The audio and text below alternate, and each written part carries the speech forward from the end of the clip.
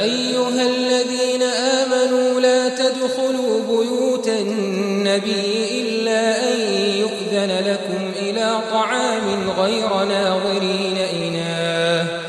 ولكن إذا دعيتم فادخلوا فإذا طعمتم فانتشروا ولا مستأنسين لحديث إن ذلكم كان يؤذي النبي فيستحيي منكم والله لا يستحيي من الحق وإذا سألتموهن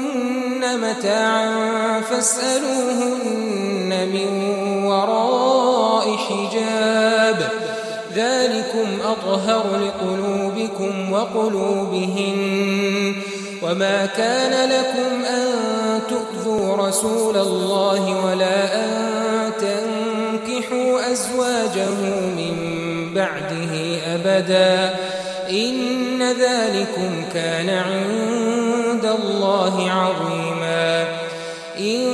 تبدوا شيئا أو تخفوه فإن الله كان بكل شيء عليما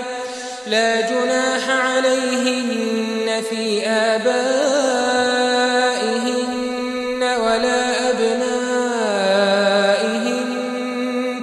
ولا أبنائهن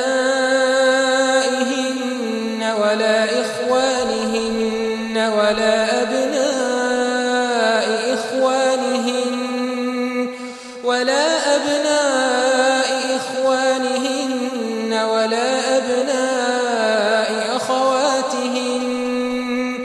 ولا أبناء أخواتهن ولا نسائهن ولا ما ملكت أيمانهن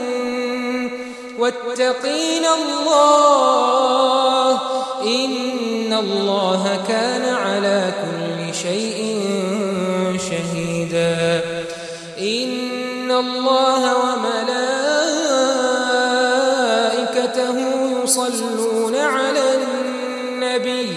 يا أيها الذين آمنوا صلوا عليه وسلموا تسليما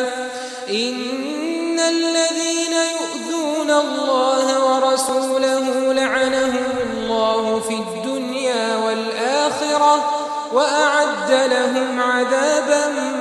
مهينا والذين يؤذون المؤمنين والمؤمنات بغير ما اكتسبوا فقد احتملوا بهتانا وإثما